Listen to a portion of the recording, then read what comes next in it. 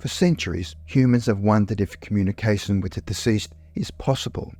This fascination has extended to some of history's greatest inventors and thinkers.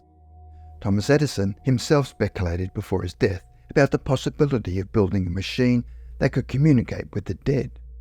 Both Edison and Alexander Graham Bell, inventor of the telephone, experimented with various concepts related to communication beyond conventional means.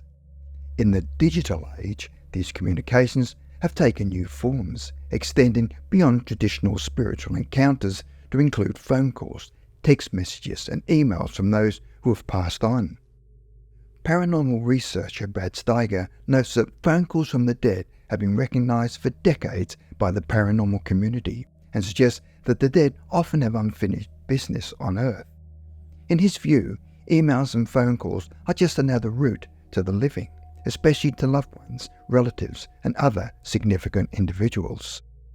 The following is a compilation of 12 such accounts. The 6 p.m. call. Deb Bowing's story begins in a nursing home where her mother spent her final years. During this time, Deb established a ritual. Every evening at 6 p.m, regardless of where she was in the world, she would call her mother. This connection became a cornerstone of their relationship during her mother's final days.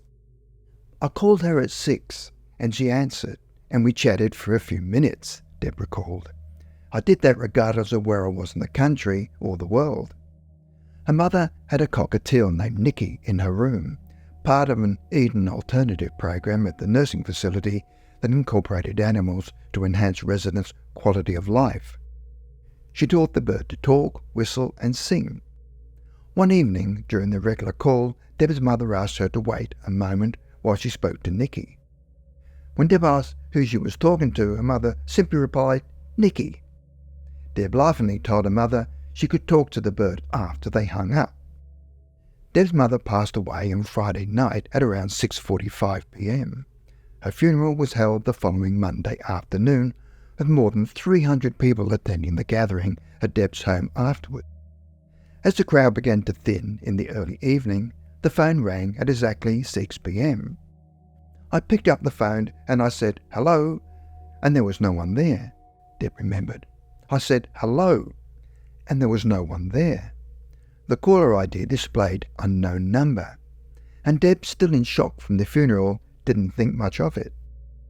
The next night at 6 p.m, Deb was alone when the phone rang again. Seeing unknown number on the display, she answered saying, "Mama, I'm so happy to hear from you. Please keep calling me. It makes me feel so good to know that we can still stay in communication." There was silence on the line. Deb describes it as a hollow silence, very aware that there was somebody at the other end of the phone. She spoke at length, thanking her mother and discussing the funeral service. Her mother never called again after that evening. Deb explained that those 2 calls really solidified it for her, the idea that there is this continuity of life and this continuation of how we can stay in touch with loved ones on the other side. Later, Deb's mother appeared to her in an even more direct way. A few nights after the funeral, Deb was awakened by the weight of someone sitting on her bed.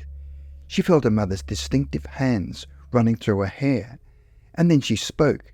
She said to me, "Honey, you got to stop worrying about me. I'm okay." And then she faded away, Deb recounted.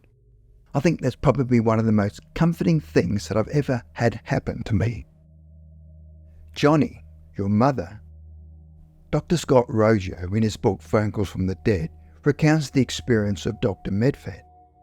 After his mother's funeral, Dr. Medved returned to his Los Angeles home, tired and grieving.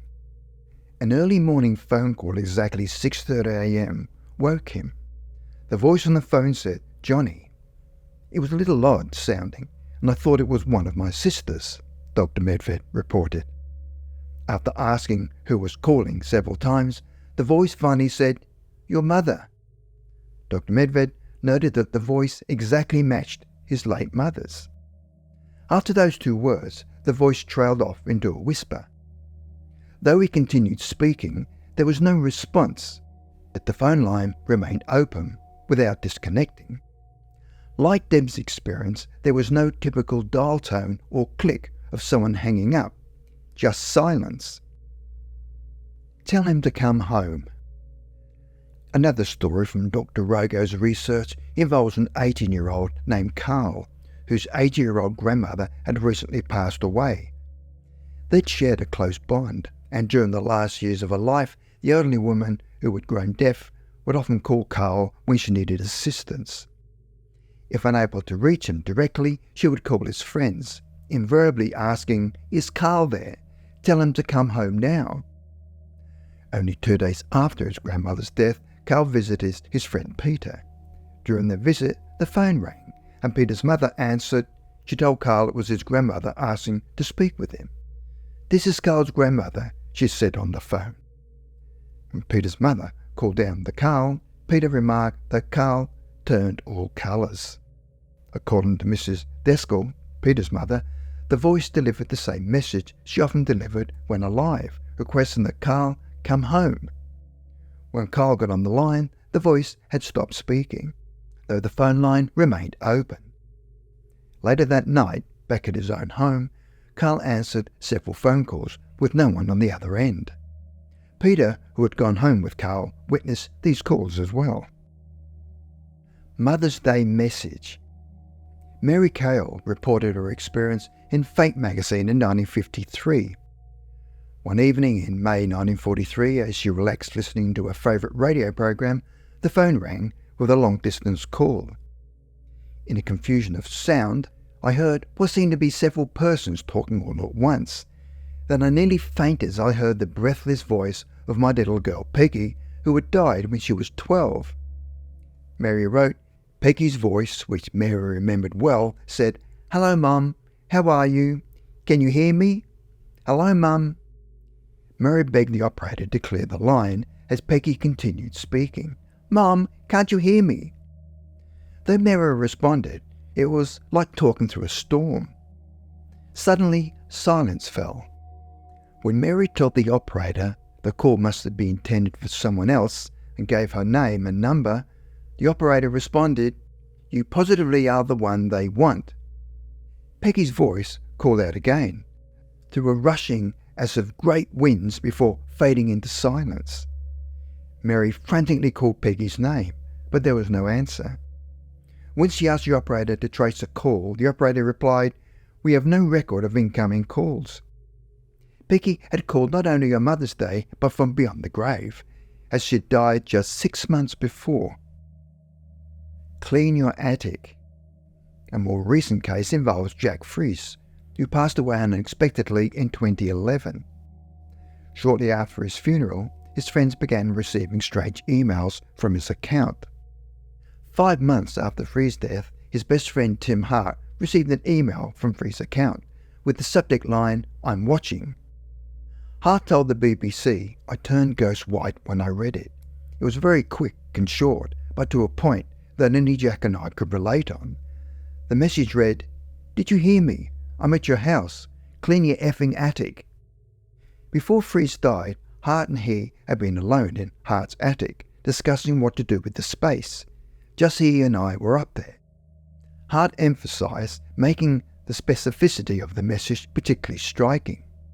Frizz's cousin Jimmy McGraw also claimed he received a posthumous email from Frizz telling him, "I knew you were going to break your ankle, trying to warn you. Got to be careful." McGraw had broken his ankle about a week before receiving the email. "I'd like to say Jack sent it," McGraw said, "just because I look at it as he's gone, but he's still trying to connect with me, trying to tell me to move along, to feel better." It's all been bloody marvellous.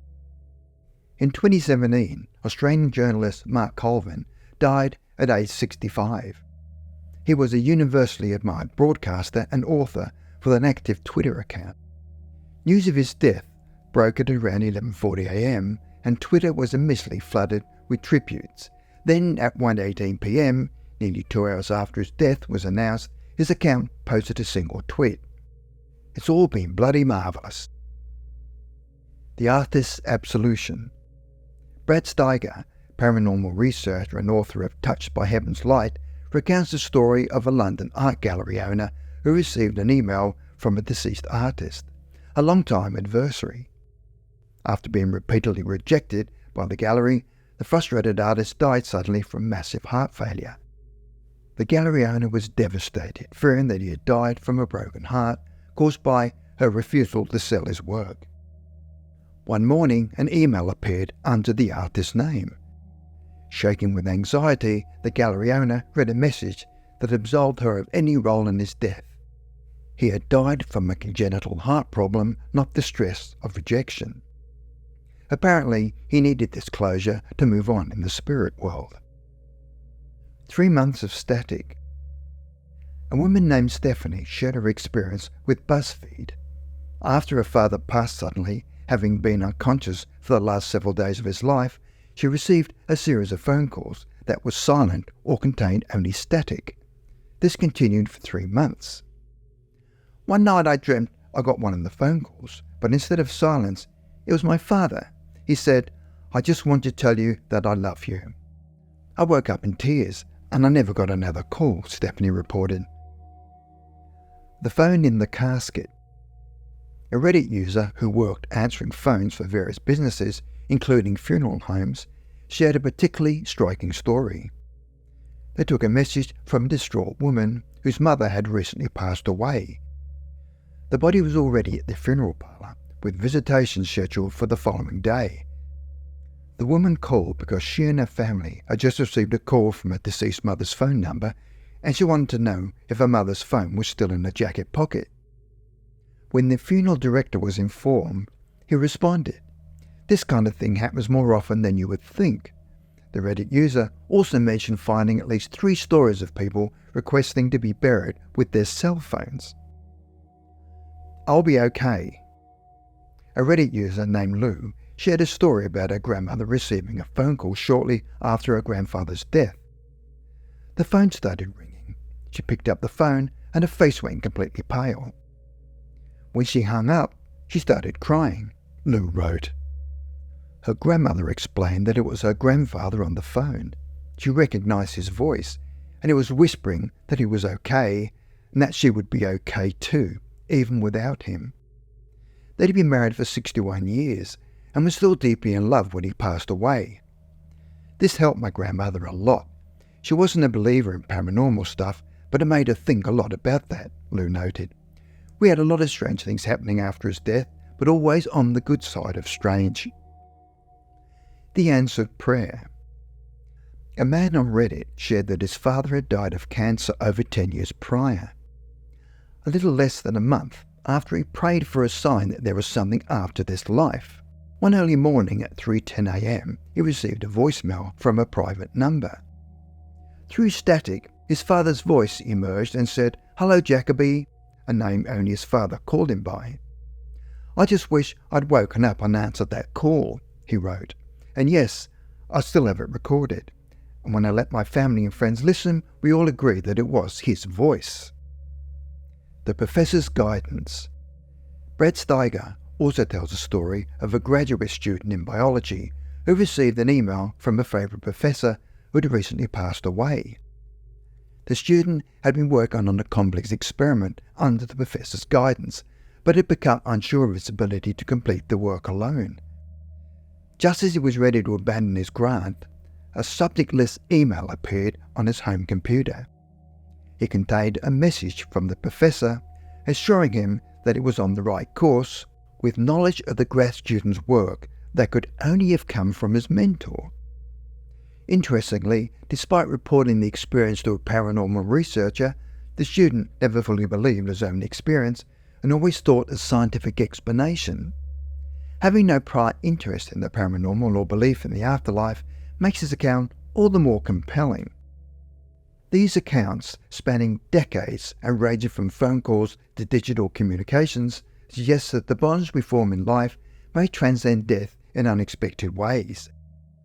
Whether one views these experiences as genuine contact from beyond, psychological comfort mechanisms, or simply unexplained phenomena, they offer a glimpse into the enduring human desire to maintain connection with those we've lost. As Thomas Edison once speculated, Perhaps the boundaries between the physical and the spiritual worlds are more permeable than we realize, with modern technology sometimes serving as an unexpected conduit for messages from the beyond.